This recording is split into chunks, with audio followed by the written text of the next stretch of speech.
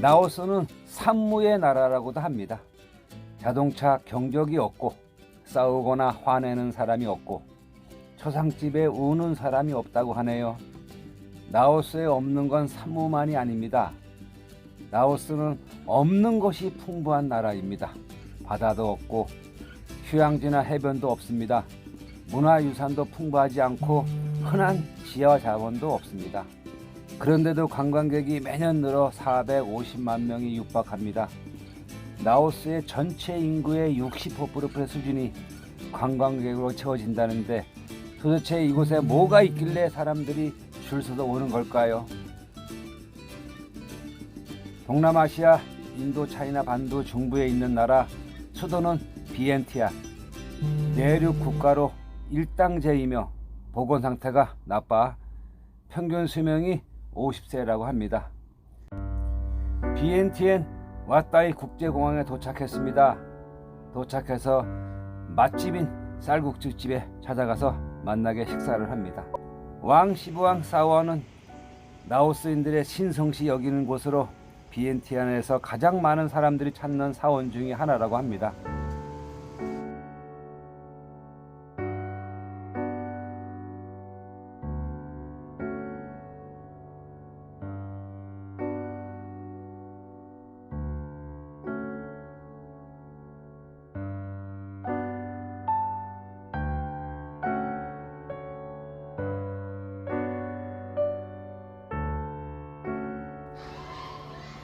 속고 속아주는 지친 일상을 떠난 즐거움의 라오스 트릭아트를 찾아갑니다.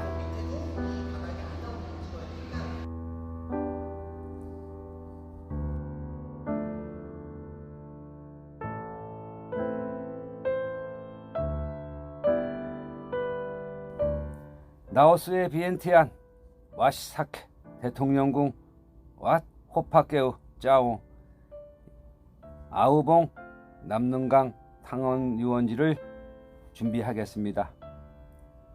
왓 시사케 초기 크메르 왕국의 불상을 비롯한 6,840여 개의 불상을 모신 곳이라고 합니다. 1819년도에부터 1824년도까지 아누이 왕에 의해 지어졌다는 왓 사시켓은 비엔티안에서 가장 오래된 사원이라고 합니다. 일부가 프랑스 식민 지배 시설에 파괴됐지만 사찰 본당은 그대로 남아있다고 합니다. 이 사원은 6,840여 개의 부처상이 있으며 18세기에 출판된 경전이 보관되어 있다고도 합니다. 대통령 궁 앞에서 사진 한 장 남겨봅니다. 왓 호파케오 사원, 에메랄드 불상이 있었던 왕실 사원이라고 합니다. 1565년 세타시랏 왕의 명령으로 건립되었고 왕국의 수도를 루앙 프로방에서 비엔티안으로 전도할 때 에메랄드 불상을 부도와 함께 안치된 사원이라고 합니다. 원래는 왕이 기도를 올리던 장소였었는데 지금은 박물관으로 사용되고 있습니다.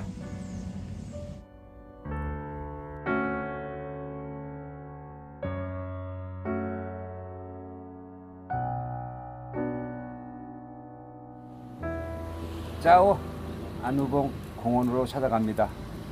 메콩강은 쉴 새 없이 역사를 씻어내리고 있습니다. 중국에서 발행한 메콩강은 라오스, 태국을 지나 캄보디아 그리고 베트남을 거치고 장장 4,000km 여행을 마치고 바다로 들어갑니다. 역사의 한 페이지를 장식한 라오스 왕국의 마지막 왕 짜우누 아우누봉은 지금도 메콩강 건너 태국을 바라보고 서 있습니다. 탕원 유원지에 왔습니다. 남능강 탕원 유원지에서 선상 중식을 하기 위해서죠. 라오스의 남능강 비엔티엔과 방피안 중간에 있는 아름다운 풍광을 간직한 곳입니다.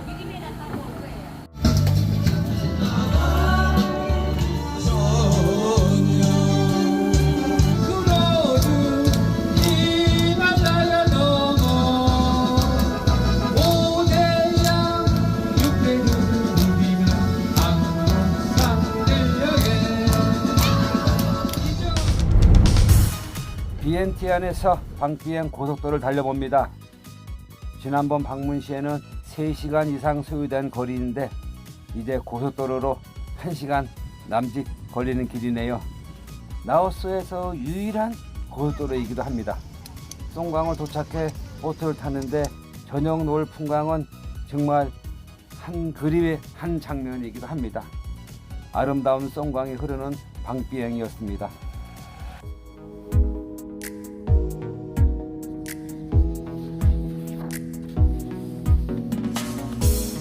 비엔티안에서 100km 정도 떨어진 방비행은 배낭 여행객들의 천국입니다. 송강이 흐르는 고즈넉한 분위기와 그곳을 닿는 라오스 사람들의 친절한 미소는 낯선 나라에서 느끼는 긴장감을 단번에 풀어주기도 합니다. 방비행 야시장을 둘러 라오스 문화와 풍부한 과일을 먹으며 깊어가는 방비행을 즐겨보겠습니다.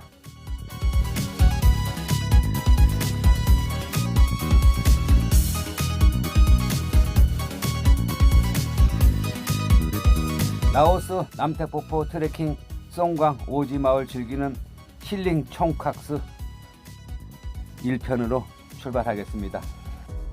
라오스의 정치, 경제, 문화의 중심지 비엔타인으로부터 수려한 자연 풍광과 덕분에 외국인들이 많이 방문한 관광지로 변했지만 소박한 자연의 아름다움은 아직 그대로 간직하고 있는 방비행입니다.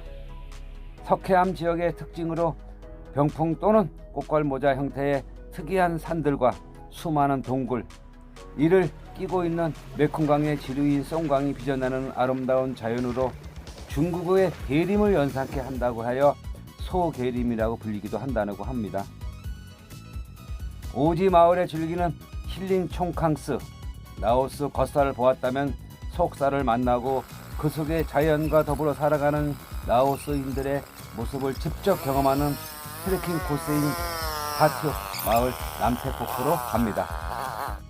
현지인처럼 살아보는 진정한 총캉스의 매력을 느껴보는 곳입니다. 지형의 70%가 산악지대라 한국과 비슷한 자연을 가진 라오스 여행에서 자동차로 다니는 여행 외에 트레킹으로 자연 풍광을 즐기며 현지인들과 교감을 통해 라오스의 참모습을 경험할 수 있는 산들 투어 프로그램이기도 합니다.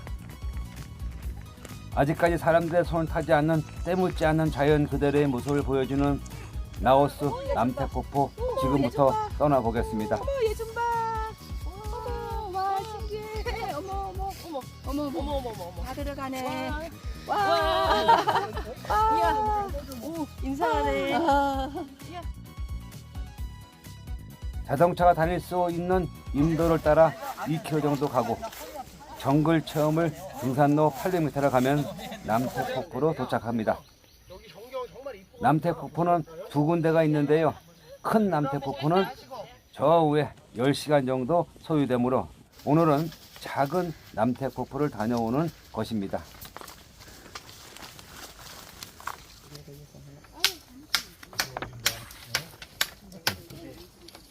넥스트.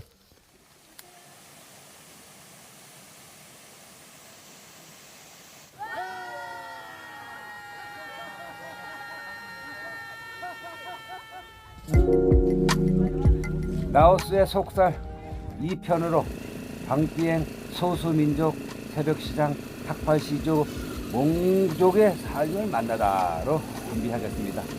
라오스란 나라와 그곳에 사는 소수민족의 가이드를 통해 더 알아보았습니다. 우리가 알고 있는 라오스, 우리에게 꽃보다 청춘 방송을 통해 소개되어 엄청난 인기를 끌고 있는 여행 중에 하나이기도 합니다. 그 촬영지였던 방비행에 가는 시내 모든 가게와 식당마다 한국어가 적혀 있어 이곳이 한국인들이 흡사 북한처럼 보이기도 하지만은 라오스인지 구분하기 힘들 정도로 인기를 실감할 수 있는 곳입니다. 하지만 우리가 알고 있는 관광지의 모습과 대부분 농업에 종사하고 있는 실제 현지인들의 살아가는 모습은 많이 다릅니다. 특히 소수민족의 삶은 더 그렇습니다. 우리가 관광지에 즐기는 비싼 식당, 카페, 클럽, 액티브 등의 라오스 모습이라고 생각한다면 라오스의 정말 작은 단면만 보는 것이라고 생각하죠.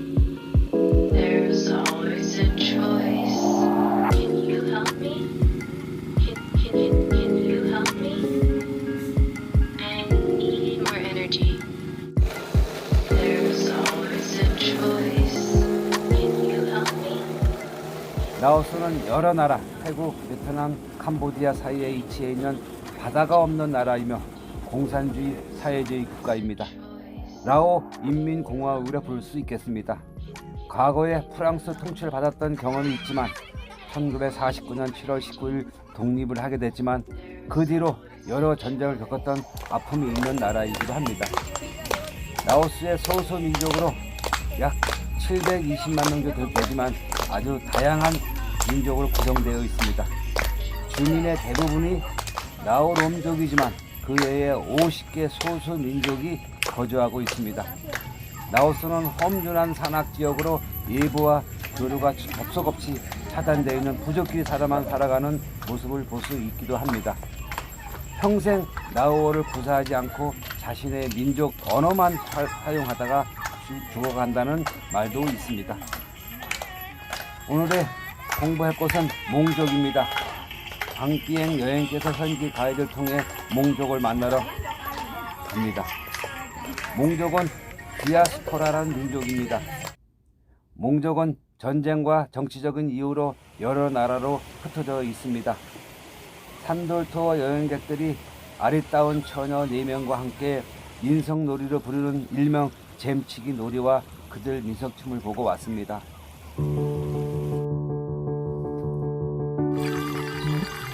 송광의 만차, 송광 강변의 산돌투어를 위해 특별 이벤트 만찬이 시작되었습니다. 촛불로 이어지는 지상 최고의 만찬장입니다. 풍등에 소원을 적어 하늘로 날리는 이벤트도 즐겨보았습니다.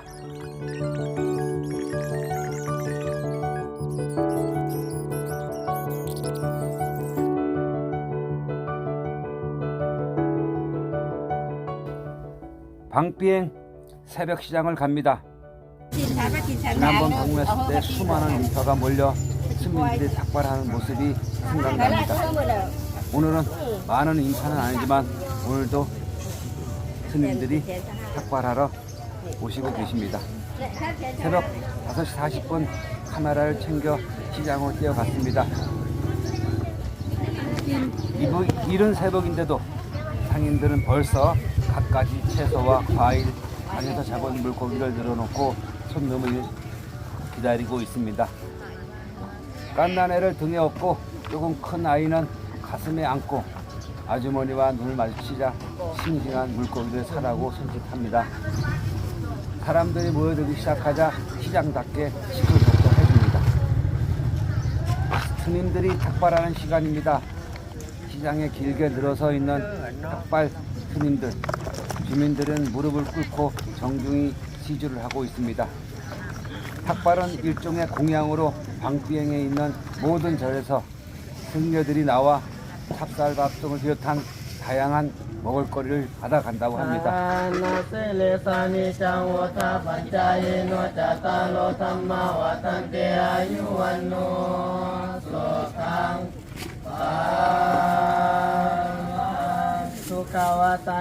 현지인이 아닌 여행을 참여할 수 있습니다. 우리 식구들은 잠시 때를 맞추지 못해서 얼른 뛰어가 스님에게 부탁을 해서 작은 정성으로 산들투어 시주에 동참합니다.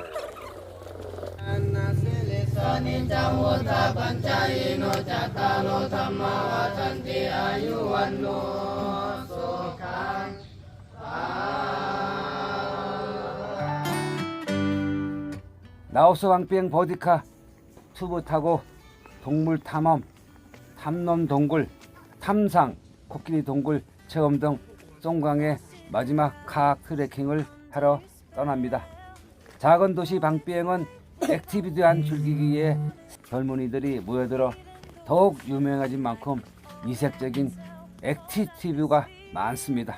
인공적으로 만든 워터파크가 아니라 자연이 만들어진 놀이터에 자연과 어우러지는 놀이가 지천인 것입니다. 라오스의 액티비티 중심지로 불리는 방비행에는 카약, 짚라인, 동굴 투밍 등 다양한 즐길거리가 넘쳐납니다. 특히 흙먼지를 뒤집어 쓰는 방비행의 시국길을 버디카로 1시간에 달리던 생각이 아직도 뇌리에 스칩니다.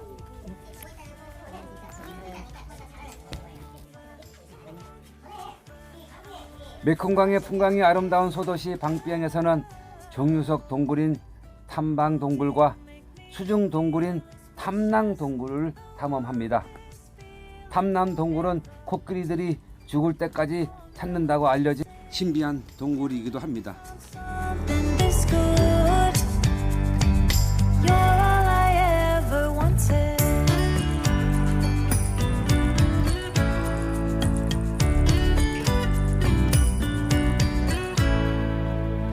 I can't believe we started out friends. Oh, it's like we were meant to be lovers. All I wanna do is feel you on my skin. Oh, let this feeling take me over. The way you take your time makes 탐남 it 동굴은 탐험 방식이 인상적입니다. 20여 분간 투브에 의지해 손전등을 켜고 이동하는 곳이죠.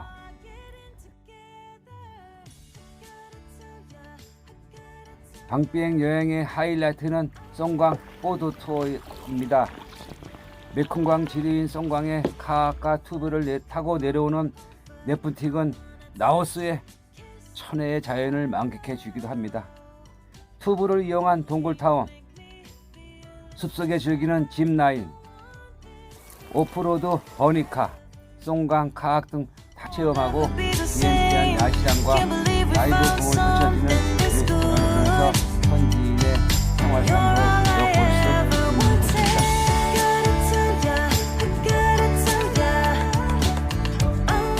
라오스 독립기념관 빠투사이, 라오스 비엔티안 쌍루앙 사원, 거대한 야시장이 눈길을 끄는 곳으로 달려갑니다. 라오스의 독립기념관인 빠투사이와 불교 사원을 둘러보고, 빠투사이는 승리의 문이라는 뜻으로 프랑스의 개선문을 본따 만든 건축물입니다. 독립을 위해 목숨을 바친 라오스인들의 추모하기 위해 1969년도에 세워졌다고 합니다. 라오스는 프랑스로부터 1958년에 독립했습니다.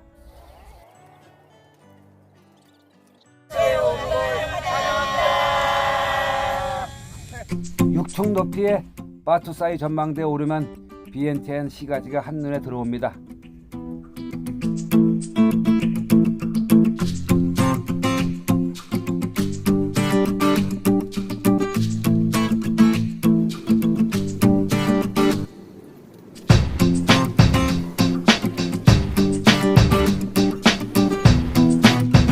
라오스 비엔타인 상루왕 사원에 도착합니다. 왕실 불사리 탑의 사원이라는 의미로 기원전 3세기 인도의 왕이었던 아소카가 보낸 불자들이 명명했다고 전해집니다.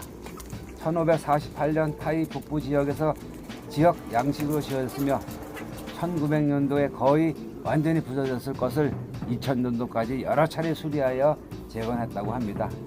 상루왕 사원은 위대한 불탑이라는 의미를 지닌 파타르 왕이 있습니다.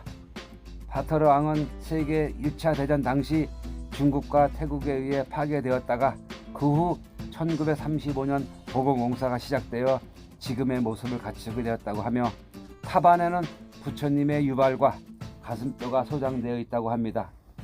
전체적으로 색감이 화려하고 멋진 사원으로 생각이 됩니다. 입장료는 1만 킬러, 한국 돈으로 1,300원 정도 됩니다. 자, 오늘 마지막 거대한 야시장의 눈길을 끄는 곳으로 갑니다. 비엔티안의 야시장이 유명하다기에 혹시 이 지역의 독특한 모습을 볼 수 있을까 기대하고 찾아갔습니다. 메콩강 주변에 있는 비엔티안 야시장은 크기가 엄청나 마치 도시의 한 부분이라고도 생각합니다. 밤이 되면 각지에서 몰려든 사람들이 시장을 형성하고 있습니다. 혹시 라오스 특산물이 있는가 찾아봤는데 대부분 중국과 태국의 상품들이 팔고 있어 지역 상품은 찾아보기 어렵습니다. 야시장 한 곳에 바에 들어가서 맥주 한 잔으로 라오스 여행을 마칩니다.